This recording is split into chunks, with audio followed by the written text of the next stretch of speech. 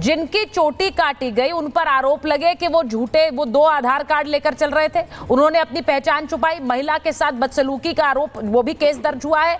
अब इन सब पर अखिलेश यादव क्या कह रहे हैं, संगीत रागी जी जरा सुन लीजिए। मैं जरा एक बार चलाना चाहती हूँ। समाजवादी पार्टी के राष्ट्रीय अध्यक्ष हैं, यूपी के पूर्व मुख्यमंत्री हैं, अखिलेश यादव ने क्या कहा है। उन्होंने कहा है पुलिस जो है वो हाथ में कमल लेकर चल रही है, कमल लेकर चल रही है। जरा ब्रेकिंग चलाइए प्लीज, क्योंकि उन्होंने ये कहा है कि बीजेपी ने इस पूरे बवाल पर किस तरह से चुप्पी साध रखी है। वो कह रहे हैं कि पुलिस के हाथ में कमल है, इसीलिए ये सब कुछ हो रहा है। अब मुझे ये जरा बताइए प्रोफेसर रागी, उनका ये कहना है कि एक व्यक्ति की चोटी काटी गई इसलिए नहीं कि उसने बदसलूकी की, इसलिए नहीं कि उसने अपनी पहचान छुपाई, इसलिए क्योंकि वो पीडीए का व्यक्ति था जिसकी बात वो करते हैं। देखिए अखिलेश यादव, धर्मेंद्र जी को बोलिए। अखिलेश यादव बहुत ही घटिया स्तर की राजनीति कर रहे हैं और ये पूरा लल्लू और मुल्लू, लल्लू का मतलब लालू प्रसाद यादव का वंश और मुल्लू का मतलब मुलायम सिंह का वंश, ये दोनों इसी प्रकार के घटिया राजनीति के कारण यहाँ पर हैं। कोई ऐसी राजनीतिक चमक दमक के कारण और बहुत देश को बहुत बड़ा कुछ दे कर रहने इसके कारण यहाँ पर नहीं है। तो ये इसी स्तर की राजनीति करते हैं और करेंगे भी। 2 बातें बहुत हमें साफ करना चाहता हूँ। बड़ा गंभीर विषय को आपने लिया है और मैं बिल्कुल सहमत नहीं हूँ कि सिर्फ और सिर्फ ब्राह्मण ही कथावाचक हो सकता है, सिर्फ ब्राह्मण ही कथा कह सकता है। कागभुसुंडी क्या थे, वो ब्राह्मण थे क्या? रामायण की कथा जो है भगवान शंकर पार्वती को सुनाते हैं और कागभुसुंडी जी, 1 मिनट बीच में मत बोलिएगा पंडित जी, सुन लीजिए ध्यान से। 108 उपनिषद हैं और 108 उपनिषदों में जितने भी उपनिषद के भाष्यकार हैं इस शब्द पर आकर के कहीं पर नहीं रुकते हैं सर्वसामान्य की ब्राह्मण की परिभाषा क्या है। 1 मिनट हाँ। मैं आपको बताऊं, ब्राह्मण का मतलब होता है जो ब्रह्म को प्राप्त कर गया हो।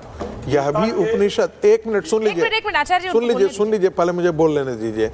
वो ब्राह्मण जो यहाँ से जाता है, टीका लगा लिया है और बाकी जाकर के बाहर जाकर के तेल बेचता है, वो ब्राह्मण नहीं है। कुल उसका हो सकता है कि अपने आप को ब्राह्मण करें। ये परिवार से लेकर के कि हम आप सारे नीच से नीच कुकर्म करते हैं और फिर भी आप कहते हैं कि मैं तो अग्निहोत्री कुल का हूँ, मैं तो झा कुल का हूँ, मैं तो पांडे कुल का हूँ। इसी ने इस देश का सत्यानाश किया है, इस मानसिकता ने सत्यानाश किया है। रावण तक का कुल तो ब्राह्मण था लेकिन उसकी जाति राक्षस थी। पता है कारण क्या? क्योंकि वो विद्वान था, परम प्रकांड ऋषि पुलत्स्य का वंशज था वो, लेकिन उसका कुकर्म क्या था, इसी कारण से उसको जाति ये थी। तो कथा वाचन करने में कोई परेशानी नहीं है। मैंने फिर आपसे कहा और मैं ये बहुत गंभीरता से, कोई शुक्र नीति पढ़े, बृहस्पति शास्त्र पढ़े, बृहस्पति शास्त्रम पढ़े, उपनिषद पढ़े, क्योंकि मैंने पढ़ा है उपनिषद इसलिए मैं कह रहा हूँ, ऐसे ही आकर के नहीं कथावाचकों की तरह मैं बोल रहा हूँ। मैंने पढ़ा है इसलिए मैं ऐसा कह रहा हूँ कि ब्राह्मण शब्द की व्याख्या क्या हो इस पर हमारे भाष्यकारों की भी एक राय नहीं है। लेकिन जो कुल मिलाकर के निकल आता है, जो ब्रह्म तत्व को जानता है वो ब्राह्मण है। बाकी सारी बेकार की ये चीजें हैं कि मैंने झा कुल में पैदा लिया है तो मुझे कथावाचन करने का अधिकार है, मैं शास्त्री कुल में पैदा लिया हूं तो वैसा करना है, और कोई यादव कुल में नहीं। 1 मिनट 10 सेकंड, 2-3 बातें और टिप्पणी कर दूं। देखिए, इस प्रकार की घटिया राजनीति करने का मैंने कहा कि लल्लू और मुल्लू, स्वामी रामदेव को तो कोई नहीं जानता था कि उनकी जाति क्या है। सबसे पहले स्वामी रामदेव की जाति बताने वाला पता है कौन है? लालू प्रसाद यादव। ये यदुवंश के नायक हैं। अरे भाई, स्वामी रामदेव जी को तो ब्राह्मण क्षत्रिय सभी जाकर के उनको पैर छू करके प्रणाम करते हैं। और ऐसे कोई एक नहीं है, ये बहुत सारे उदाहरण, ऐसे बहुत सारे उदाहरण हैं। आपने बिल्कुल सही कहा। 71 महामंडलेश्वर हैं जिनको जिन्हें आपकी दृष्टि में पर आचार्य जी नहीं इससे सहमत है। आचार्य जी इससे सहमत नहीं है। आपने ये कहा कि कोई भी हो सकता है कथावाचक, प्रोफेसर रागी कह रहे कोई भी हो सकता है कथावाचक, लेकिन एक मिनट मैं धर्मेंद्र यादव जी के पास, पहले धर्मेंद्र यादव जी के पास जाऊंगी। धर्मेंद्र यादव जी को लीजिए स्क्रीन पर। धर्मेंद्र यादव जी, कोई भी हो सकता है कथावाचक, खुलकर सब बोल रहे हैं यहाँ पर, लेकिन उसे पीडीए से जोड़ना, ये कहना कि देखिए इनकी तो चोटी इसलिए काटी गई क्योंकि ये पीडीए के व्यक्ति हैं, क्योंकि ये यादव हैं। अब आपको गिनाया उन्होंने कितने बड़े बड़े ऐसे कथावाचक हैं जो ब्राह्मण नहीं हैं, लेकिन इस मामले में पेच कहीं और ही फंसा था। आपने कहीं और ही फंसा दिया। श्रृंगी ऋषि क्या थे, ब्राह्मण थे? सुचरिता जी, जी, सुचरिता बोलिए, जी, बोलिए। अरे संगीत नागरी भी क्या करना? हाँ, प्रोफेसर अरे मेरा आगे। तुम्हें मेरे बीच में क्या बोल हाँ। रहे हैं? आप चुप हो जाइए। सुचरिता जी, पूरे पैनल में सबने बताया कि जाति जरूरी नहीं है कथावाचन के लिए। अगर उस कथावाचक के पास कोई गया था तो उसके ज्ञान पर भी कोई संदेह नहीं था। उसको आपने आमंत्रित किया था, अपने आप तो गया नहीं था। उसने आकर आपके घर में कथा कही।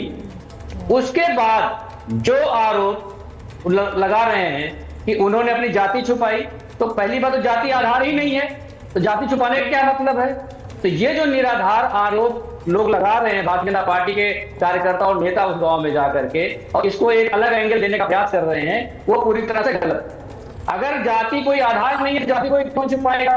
दूसरी बात, जो वर्ण व्यवस्था का निर्माण जिसने किया था, वर्ण व्यवस्था ने सामाजिक अन्याय को जन्म दिया।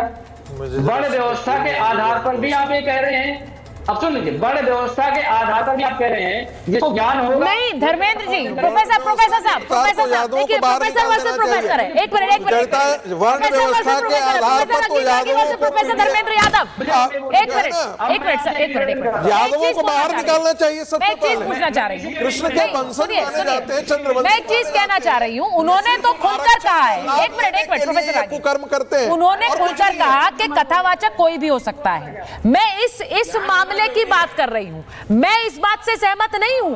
मुझे लगता है कि यहां पर जब हम कहते हैं कि हर व्यक्ति समान है, तो हम ये नहीं कह सकते कि कथावाचक सिर्फ ब्राह्मण हो।